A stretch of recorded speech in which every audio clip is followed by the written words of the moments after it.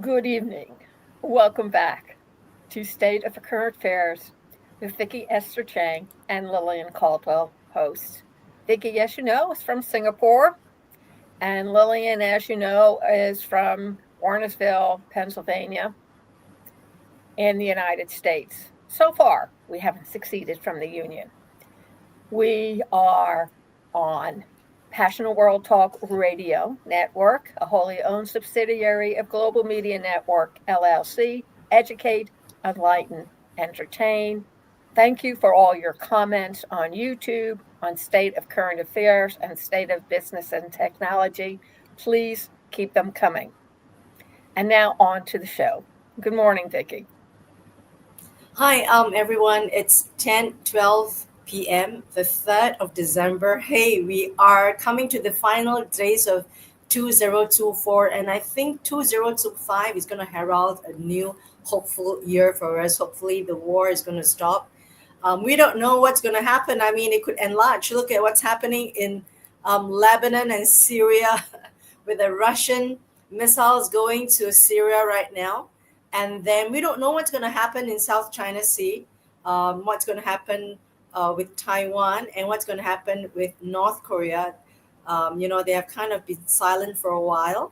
Their missiles have not hit over into the skies of Japan, which they did last year. It went into the skies of Japan, and Japan protested, and that was North Korea. So we don't know 2024. As Mr. Donald Trump, your president, he loves the word unpredictability. So we never know what it's going to do, and we never know what the world is going to be. We don't know where the third point of conflict is going to be. We don't know if it's going to be enlarged to a world war. We don't know if the wars around the regions are going to diminish. We really don't know. I mean, it could go this way, it could go this way. I mean, it's just anyone's guess. So we at the mercy, we the people in the main street, we have got no influence on policies. We have got no influence on the G20 or G7. We are just at the mercy, right? I mean, we try so hard to get our voices heard. I think one day there may be a movement, and that's why the social media is. I've always told my counterparts like yourself, Lillian, and my fellow podcasters like Jamil, the social media is one of the most powerful forces right now. I mean, it can move the world, and that's why you've got um, the richest man on earth, Elon Musk, buying up Twitter because he calls that the town hall of the world. So he knows that the social media, the speeches, and the voices of the people is the most important movement and the force in the world.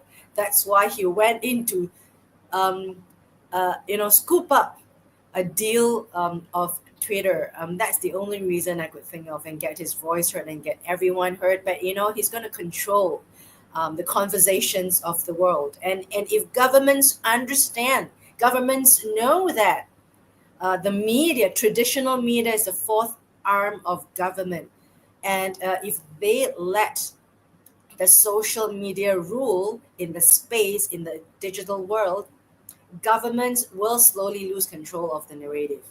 So you never know if one day all the governments will just cut the internet, they just cut that satellite, and you and I may not even be able to talk. Now, Lillian, that's not inconceivable. That could be conceived when governments come in and they decide that, this is like going too much. We want to preserve our power. We want to preserve the narrative. We want to shut down the voices. They could just cut the internet and create firewalls just like China, right? I mean, people still could go into the PVNs, the private network, but China largely has kept its country secluded um, from the rest of the World Wide Web. So we don't know that could happen. So Lillian, 2025, it's anyone's guess. However, we do know that AI will take over the world. So that's a little bit about. Yeah, I think Elon Musk is going to lose to AI because he may be very wealthy, but he doesn't have the brain capacity. So we will talk about a bit about state of um, to promote our new show, State of Business and Technology, tomorrow. Really, really short ones, really, really short episode, um, 30 minutes or less. Hopefully, all the current listeners and the viewers will stick with us on every Monday, Tuesday, and Wednesday for 30 minutes of state of current affairs and 30 minutes of state of business and technology. So, without further ado, I'm going to talk about today a couple of articles about something called Blue Zone. I'm not quite sure if the listeners and the viewers heard about this terminology, something that came out this year by a very, the book and the write up and the research has taken some parts of the world by storm. So, what are blue zones? If you look at um, 7Cs worldwide.com, they will define blue zones. And of course, I'm going to go to Wikipedia and share with everyone the definition of blue zones. Blue, BLUEZONE. Blue zone, blue zones. Here, what are blue zone countries? Blue zone countries are where the world's healthiest people live. Now, five countries or five spots in the world are identified as blue zones, and Singapore is identified as the sixth blue zone. What are blue zones? Blue zones are regions where people have a longer life expectancy than the rest of the world. The term was popularized by explorer and author Dan Buttner in 2004. However, it has been revitalized and revisited only this year. There are five blue zones as identified by the explorer, Mr. Dan Buttner. Um, the first blue zone is Japan, Okinawa. Number two, Greece, Ikaria. Number three, USA, Loma Linda. Number four, Costa Rica, Nicoya, place, a place in Costa Rica. So these are the five blue zones that has been identified by author and explorer Mr. Dan Buttner. It says that people in blue zone countries live longer due to number one, strong family ties, number two, healthy diet, number three, regular exercise, number four, respectful treatment of elders. In the United States, I doubt that. So that's really interesting. So we should explore um, what defines blue zones. It says that blue zones are regions spanning four continents where people have longer life expectancy than the rest of the world, including a higher concentration of centenarians or people over 100 years old. We know that Japanese, a lot of the population of Japanese are over 100 years old. Individuals who live to be 100 years old or older. This non scientific term was popularized by National Geographic explorer and author Dan Buttner in 2004, who established these five blue zones in his book called The Blue Zones Lessons for Living Longer from the People Who Have Lived the Longest. Interestingly, research conducted by the National Institute of Health found that genetics only plays a part in 20 to 30% in longevity. Only 20 to 30%. So the rest of um, 80 to 70% are factors that is within your control. And these are the five places we've identified: Japan, Greece, particular place in America, California called Loma Linda, um, Sardinia, Italy, and Costa Rica, Nicoya. And the term blue zone arose when Butner and his colleagues used a blue pen to draw circles on a map around regions with the longest lived populations. Um, so there's a map here that says these are the five blue zones that you can see in the link below. Um, why do people in blue zones live the longest? There are several reasons that explain why people live longer in blue zones, including a larger focus on family, tree, a diet rich in fruits and vegetables, regular exercise, and respectful treatment of elders. The first country is Okinawa. We've talked about that, etc. And it's got lots of graphs that shows um, the longest living people there, which I won't talk about, but you can take a look at it. And I am going to show um, another definition,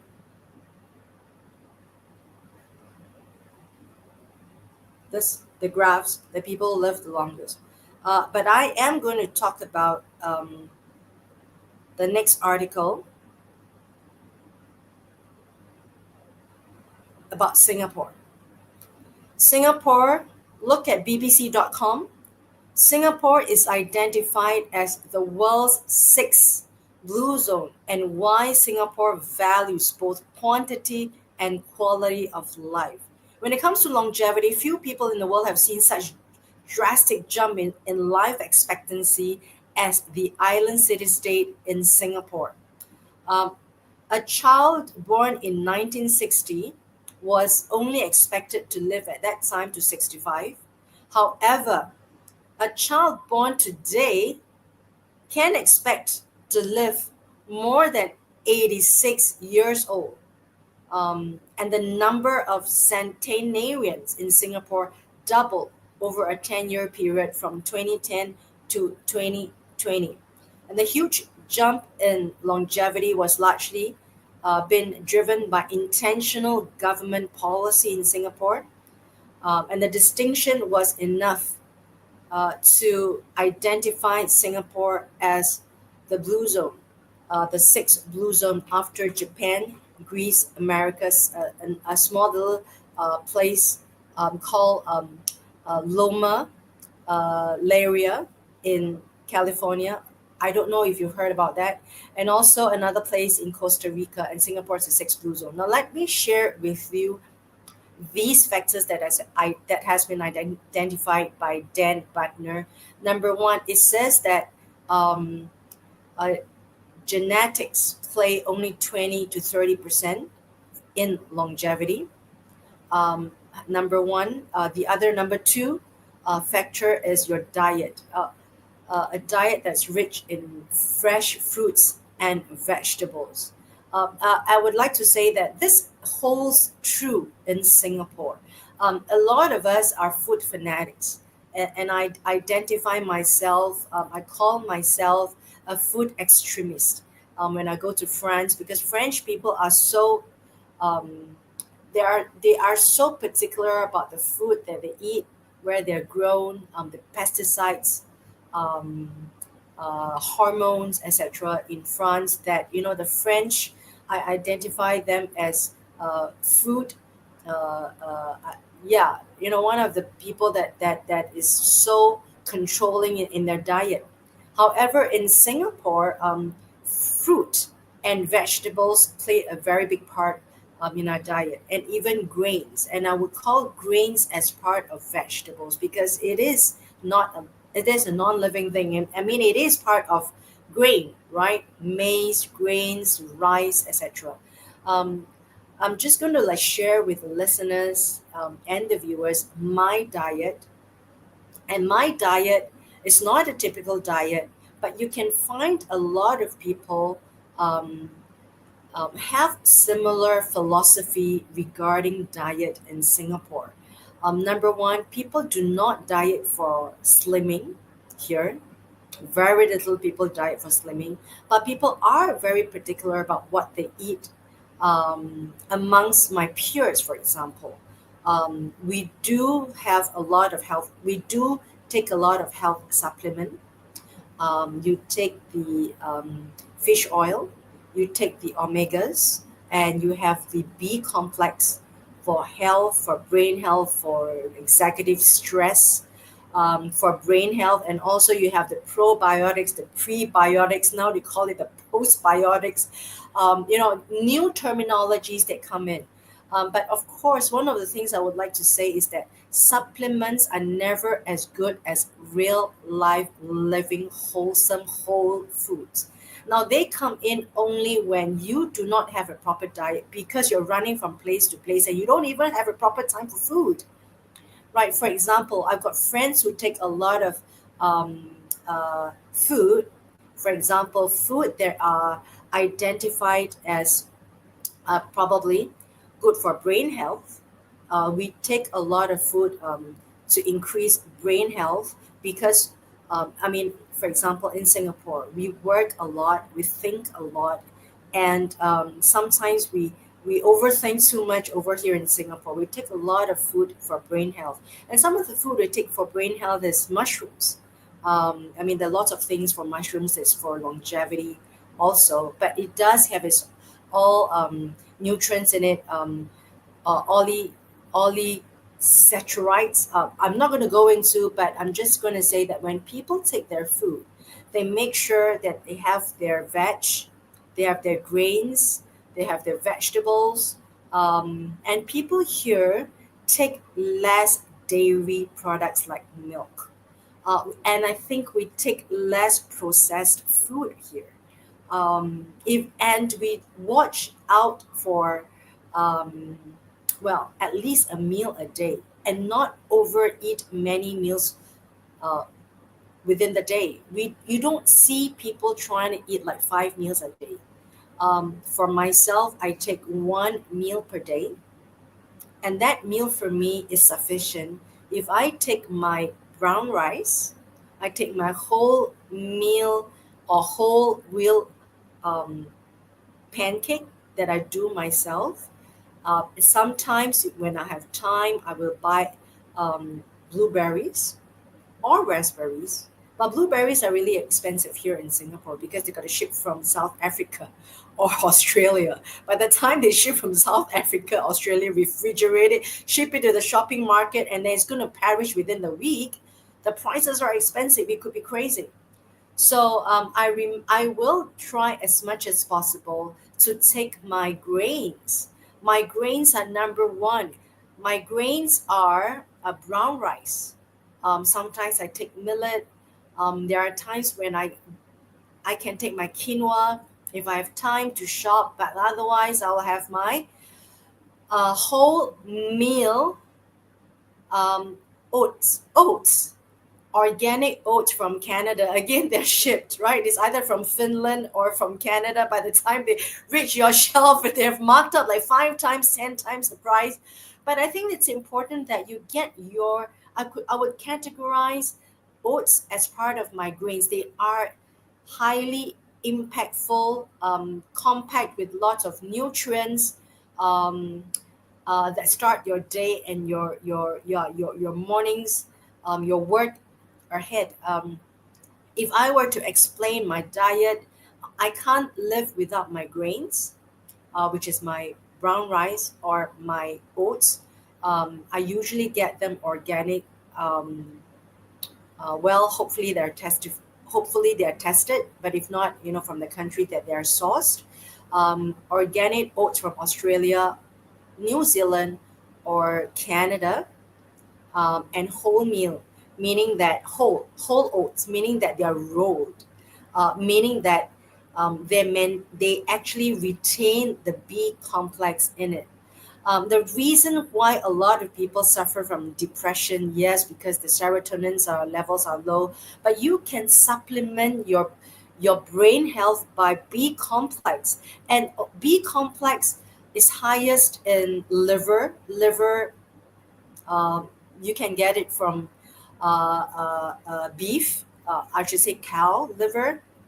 You can get it from chicken liver, or you can get it from pork liver. But because a lot of us do not take offals, which is organs, the next best thing for brain health is really your B complex found in unpolished grains. And I think Lillian will agree with me, because Lillian is such a wise person. You will agree with everything I said, because I have done like 20 years of reading, right? On this. I think people forget, and I hope that your new minister or director for health will implement such new knowledge to let people know, because one of the sources of depression is because we're not having enough of the right food for your brain health. Um, I mean, brain health, you need your RNA from fish. You need your omega 3, 6, 12 from fish, fish oils. You need B complex. So for Singaporeans, a lot of us take our food seriously if we have the time. If not,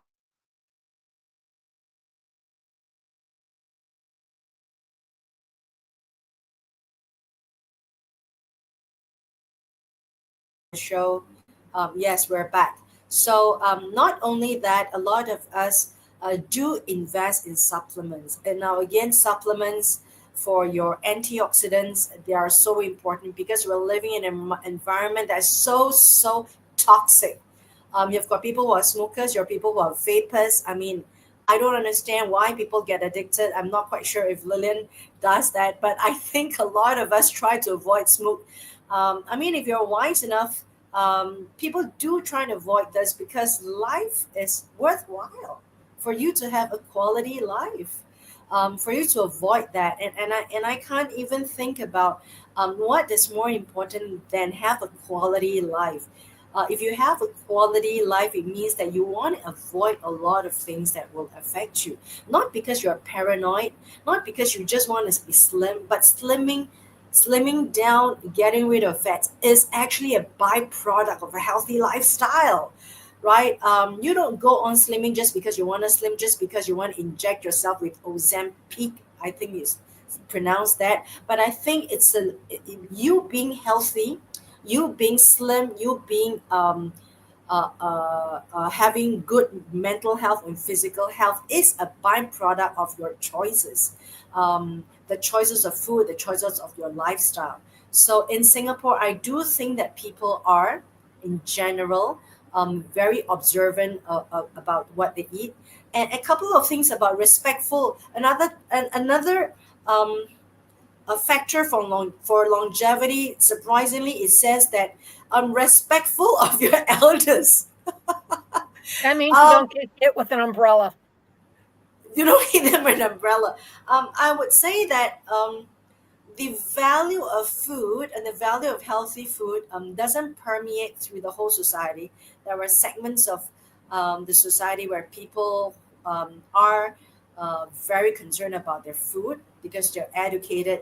They really want to make sure that they eat healthy. The other part of Singapore culture is very much into our very Oriental Eastern culture. Is we are really respectful of the elders here. I think in a Western society, I don't want to generalize, because it is very dangerous to generalize. But there are pockets of people in the world, right? I'm just going to say in the world, in different civilizations, different age groups are treated in a different way. Women, gender is treated in a different way. A different age group is treated in a different way. When you're younger, you're more beautiful. You show your cleavage. You are treated in a different way. You show your. I don't know. My friend was just saying in Las Vegas, the women they look really good in Las Vegas. Um, we don't look that good here in Singapore. We try to avoid a lot of things that is artificial, but we do respect our elders. But I should say that value could slowly be eroded uh, and it's nothing is for sure, nothing is certified guaranteed with a certificate. You are always being bombarded by challenges of life. We do respect elders. One of the things that we don't do in our society, like in Singapore, at the age of 18 we do not leave home. We always we stay with our families, of course, within the nucleus. We call it the nucleus of the family. That is, you've got a child, you've got your grandchildren, you've got you've got your mothers, your dads, and also you've got your grandparents.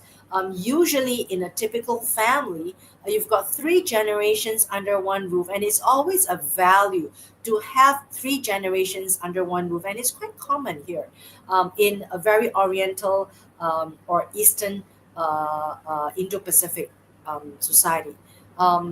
It is part of the culture, and one of the things is that we do feel that with the old or with people who are more senior, we call them. We view them as people who has been through life, and we view them as people seniors who have gone through that very difficult times. Um, Hopefully, and I think they are. They could show wisdom, so we try not to, and I don't think we have the culture of leaving them in the old folks home. We don't have that yet, not in a lot of societies that I've visited. um, the good thing about having three generations in a home is that the children or the kids are left in the safety of the care of the elders, so you don't have to get a nanny, right? And you always feel safe, because when you have your children uh, put in a stranger's hand, there's always risk. But a lot of things is about pragmatism. You feel, I mean, it's always about it's more convenient and it's cheaper, right? Than getting a maid. So, but we do have, it is very common to have foreign maids within the household to take care of the elderlies and also to take care of the children at the same time.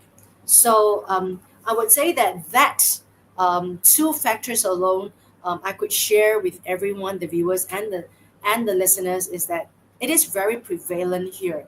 And if a Dan Butner is accurate, then six, and Singapore is the sixth blue zone. And probably one other factor is exercise. I think um, some of us here are health fanatics. Just to share with everyone, um, I think what my lifestyle, because this, just to share. I just had again my 6 minutes of abs. I try to do like between 6 to 15 minutes of ab exercise, means crunches. You should do that, because if you fail, for me, if you fail in everything else, you don't have time, and you feel that your knees are aching, lie down on the bed or on the floor, just do your crunches. All right, that's to me, that's the lazy man's way of health, because when you do your crunches, you do your sit-ups. If you can't do your sit-ups, right, you should do your crunches, because that's where all your organs are, right, at your waist, right? You've got your kidney, you've got your liver, you've got your spleen or whatever. You've got your colon, you've got your intestines. Um, Everything is there. So if you don't do anything else, right?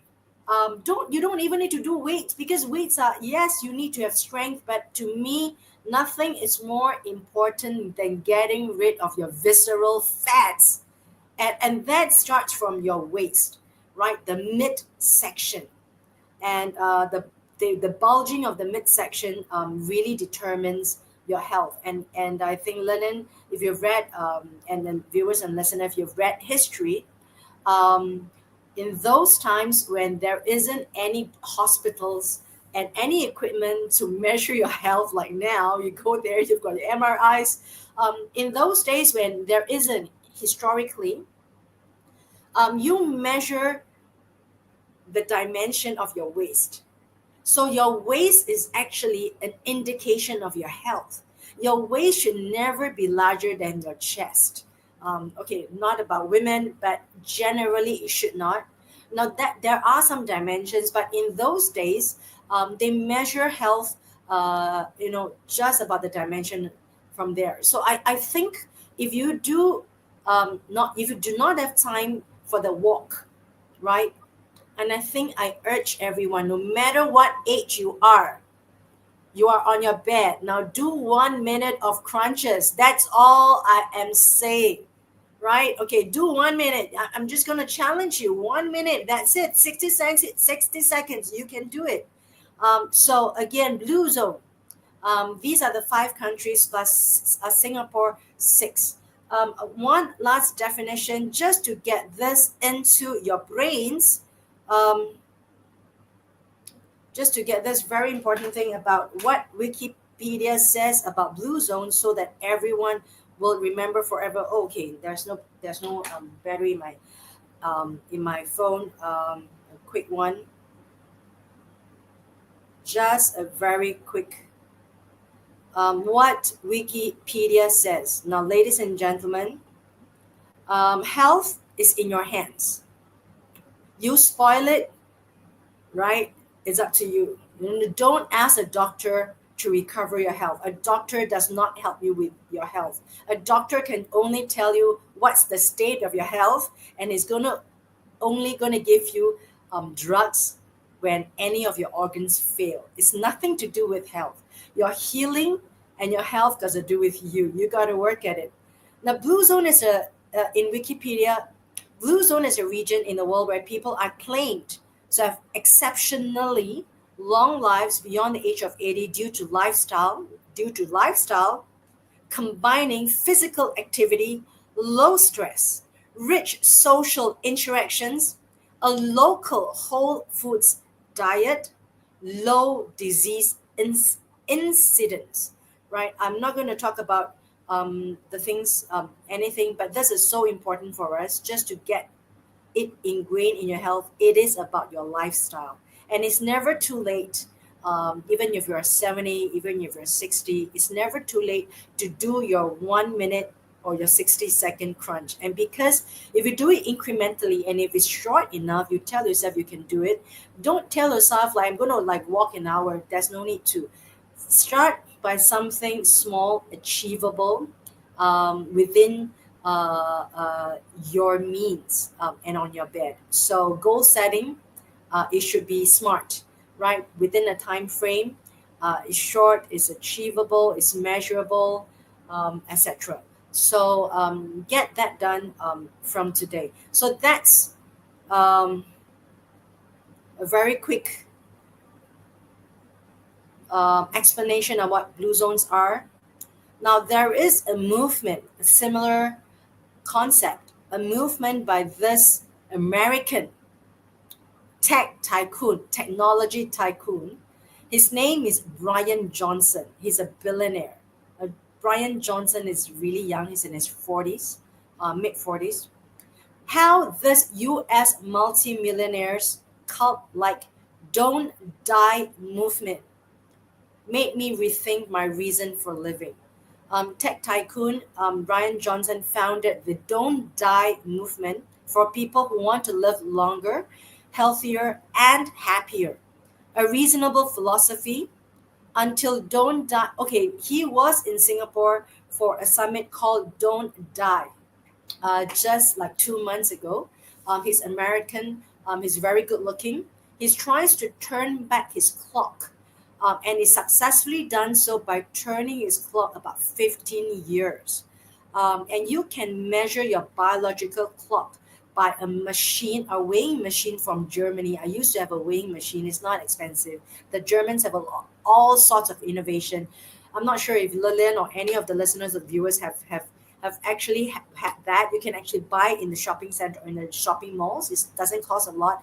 You step on it, and usually they're made by the Germans. You step on it, and it tells you instantly your weight, of course, but it also tells you your biological age. And then what Brian Johnson does is that he has for the last 3 to 4 years has this very strict regime, getting doctors to change his diet, measure his mental health, physical health, biological health. He does his exercise.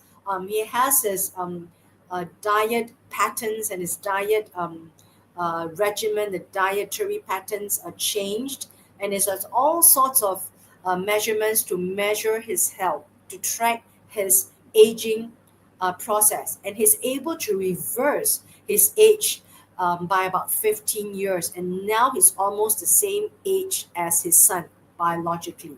And he has achieved that with his father, changing the clock, the biological clock of his father, about like 20 years. So the father is, I think, is about his 70, but is able to turn back the clock to about 50 years. So read that. That's Brian Johnson. If you go to Google, or look at the link below, you will know him. And his name is Brian Johnson, and his movement is Don't Die. So there you have it, about 30 minutes. I've overshot the time, Lillian. Five blue zones plus one Singapore, and also Brian Johnson from USA, who is devoting himself to the movement of Don't Die. And I think that's relevant to a lot of the listeners and the viewers, Lillian. Over to you. I think so. However, my theory is if that there's going to be a war, why stick around for it?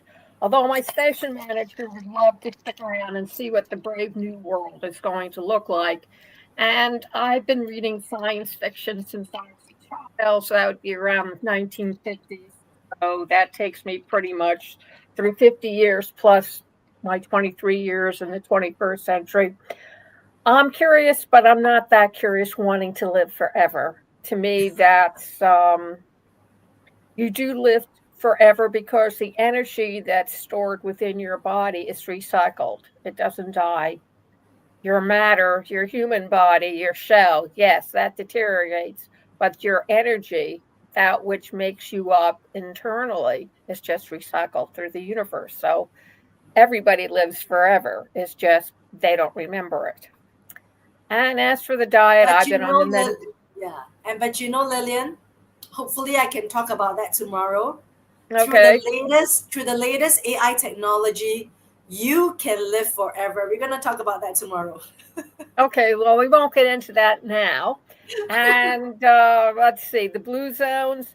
Well, California, that doesn't surprise me. It's a warmer climate, and they're able to grow all kinds of things over there and stuff. So I can see that. But I really believe that it's more of your attitude towards life and death that determines how long you live.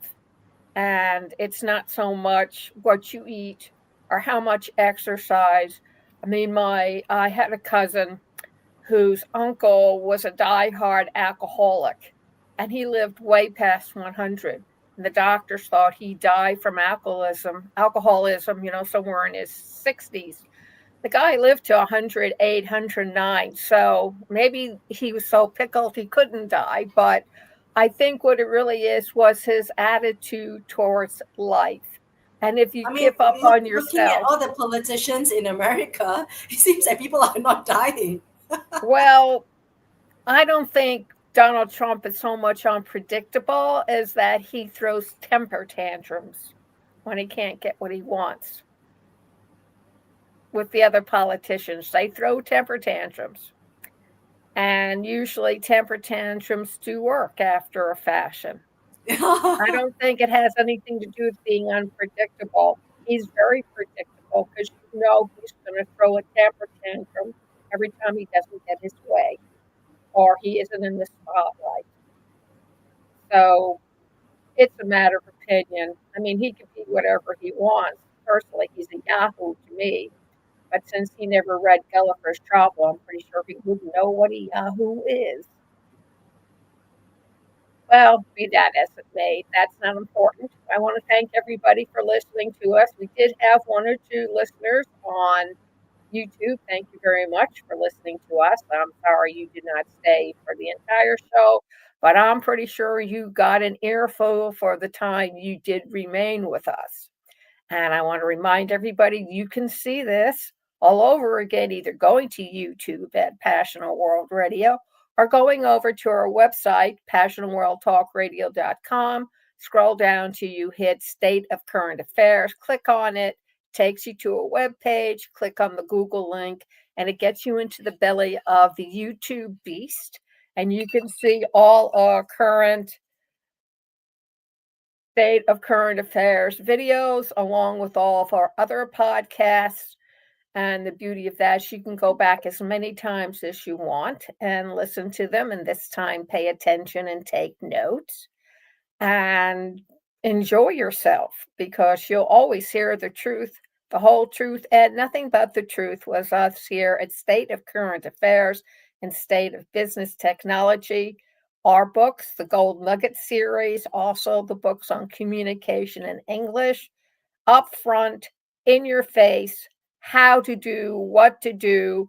And if you actually practice what we preach, you will become a better person for that.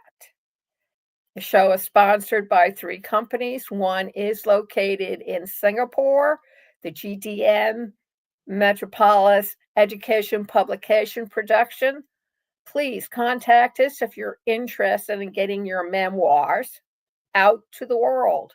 There are other voices in the world besides celebrities, sports figures, and politicians. What do they know? Oh, I know. They break their word, like Mr. Biden did when he offered that pardon to his son. But hey, he's just following a fine tradition laid down by former President Trump. So what can I say? And also, my flex, Ruby AI. It's a no-brainer. Artificial intelligence, learn it today, avoid your problems tomorrow. There's all kinds of ways you can use AI, from personal to faith to spiritual to health to school, business, you name it, it can do it. AI with Lillian.com. And then the third is the obstacles of podcast training, open for middle school, high school, college students.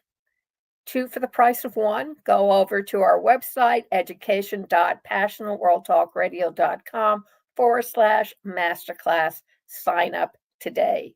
Thank you all very much with keeping us company today. Have a great day. And remember, there's always tomorrow.